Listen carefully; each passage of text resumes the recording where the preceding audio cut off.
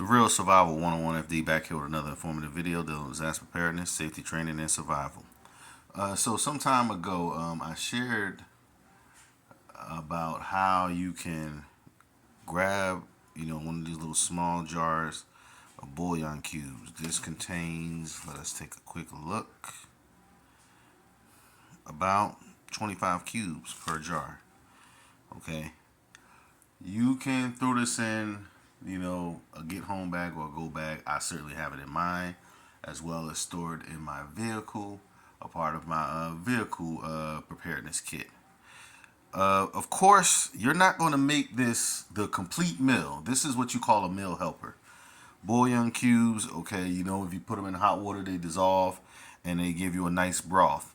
And so the beautiful thing about having something like this is, if it's just one of those times and you're stuck somewhere, you can't get where you need to be, you can always get you some hot water, okay, whether it's a cup, a pot, and put, a piece of a bouillon cube or bouillon cubes plural inside of it and make a nice broth.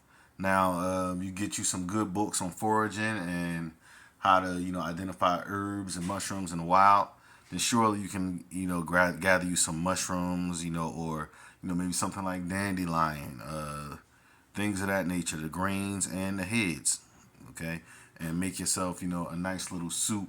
Again, this is not something that you use long term, but this can be beneficial in the short term, okay. This can be beneficial, again, like I said, even if it's just something for just boosting morale. You haven't had a nice hot meal, in a few days. Get you some hot water, add this to it, and you can, add things to it.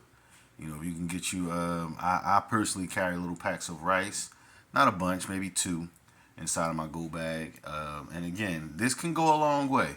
If you can get access to some bread, some crackers, or something of that nature, again, you can forage for some mushrooms and any type of wild edible out there if you got the knowledge.